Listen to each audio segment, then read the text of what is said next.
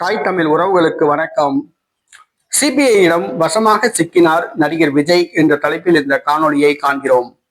சிபிஐயிடம் வசமாக சிக்கினார் நடிகர் விஜய் என்ற தலைப்பில் காணொளியை காண்கிறோம். செப்டம்பர் மாதம் 27ஆம் தேதி கரூர் பிரச்சாரத்துக்கு வந்த விஜய் அங்கு அவர் பிரச்சாரத்தில் பேசிக் கொண்டிருந்த பொழுது மூச்சு திணறல் ஏற்பட்டு 41 பேர் மரணமடைந்தார்கள்.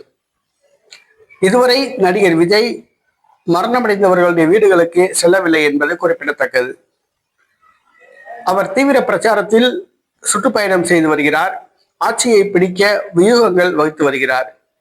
அவரை நம்பி வந்த 41 குடும்பங்கள் தற்பொழுது நடுத்தருவில் உள்ளன.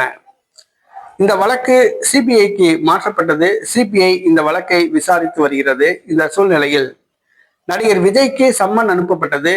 அதன் அடிப்படையில் இன்று காலை சிபிஐ அலுவலகத்தில் விசாரணைக்கு வந்தார் நடிகர் விஜய்.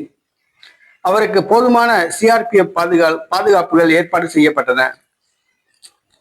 11:30 மணிக்கு விசாரணை ஆரம்பிக்கப்பட்டுள்ளது. 5 மணி நேரம் விசாரணை நடத்த சிபிஐ அதிகாரிகள் திட்டமிட்டுள்ளனர். சிபிஐ அதிகாரிகள் 100 கேள்விகள் கேட்க திட்டமிட்டுள்ளனர். தமிழக வெற்றி கழகத்தின் தேர்தல் பிரச்சாரத்தின் பொழுது சொந்தமாக பேசுவதில்லை. எந்த ஒரு மாநாட்டிலும் விஜய் சொந்தமாக மைக்கை பிடிச்சு பேசுவது கிடையாது. A4 சீட்டில் எழுதி கொடுத்ததை அவர் வாசிப்பார். அதை கேட்டு தொண்டர்கள் உற்சாகம் ஆவார்கள். அதுதான் உண்மை.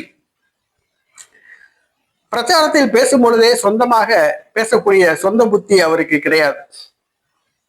பிறர் எழுதி கொடுத்ததை அப்படியே வாசிக்கிற அந்த அறிவு தான் அவருக்கு உண்டு. திரைப்படங்களில் நடிப்பதற்கு வசனங்கள் ஸ்கிரிப்ட் எழுதி கொடுப்பாங்க, அதை அப்படியே வாசிப்பாங்க. அதே மாதிரிதான் தேர்தல் பிரச்சார கூட்டத்துல ஸ்கிரிப்டை கரெக்டா வாசிச்சாப்ல. ஆனா சிபிஐ இது சம்பந்தமா தற்பொழுது விஜயிடம் தனியாக விசாரணை மேற்கொள்கிறது. 100 கேள்விகள் கேட்கிறது. மெயின் கேள்வி, முதன்மை கேள்விகள், அதோடு சேர்ந்து துணை கேள்விகள் கேட்கப்படுகிறது.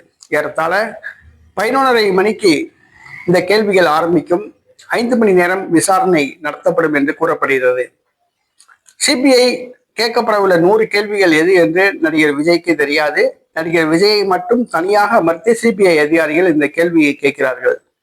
சிபிஐ கேட்கிற கேள்விக்கு விஜய் சொந்தமாக பதிலளிக்கக்கூடிய புத்தி அவரிடம் கிடையாது, ஞானமும் கிடையாது. ஆக அவர் மொழி பிதுங்கி போய் சமாளித்து விட்டு தான் வருவார். ஒன்றும் பேசாமல் தான் வருவார். சிபிஐ என்னென்ன கேள்வி கேட்கப் போகிறார்கள் என்று முதலிலே தெரிந்திருந்தால் அதற்கு ஸ்கிரிப்ட் எழுதி கொடுத்திருப்பாங்க. ஆனால் தற்பொழுது சிபிஐ கேட்கக்கூடிய கேள்விகள் எது என்று விஜய்க்கு தெரியாது. 100 கேள்விகள் கேட்கப்பட உள்ளது. 5 மணி நேரம் விசாரணை நடத்தப்பட உள்ளது. நடிகர் விஜய் இந்த கேள்விகளுக்கு எவ்வாறு பதில் சொல்ல போகிறார், விசாரணையை எப்படி மேற்கொள்ளப் போகிறார் என்பது தெரியவில்லை. அதே நேரத்தில் சிபிஐ உண்மையிலேயே நடுநிலையாக இருந்தால் நடிகர் விஜய் மீது நடவடிக்கை எடுத்து அவரை சட்டத்தின் முன் நிறுத்த வேண்டும். ஆனால் கூட்டணிக்கு வர வேண்டும் என்பதற்காக பாஜகவின் கைப்பாவையாக சிபிஐ செயல்படுகிறது. அதிமுக பாஜக கூட்டணிக்கு நடிகர் விஜயை கொண்டு வருவதற்கு தான் இந்த சிபிஐ ஏற்பாடு என்று கூறப்படுகிறது. சிபிஐ நடுநிலைமை வைக்கிறதா அல்லது பாஜகவின் கைப்பாவையாக செயல்படுகிறதா என்பது தெரியவில்லை. உண்மையிலேயே சிபிஐ நடுநிலைமையாக இருந்தால் விஜய் மீது நடவடிக்கை எடுத்து அவரை குற்றவாளி கூண்டில் நிறுத்தி சட்டத்தின் முன் நிறுத்தி தகுந்த தண்டனை வாங்கி தர வேண்டும்.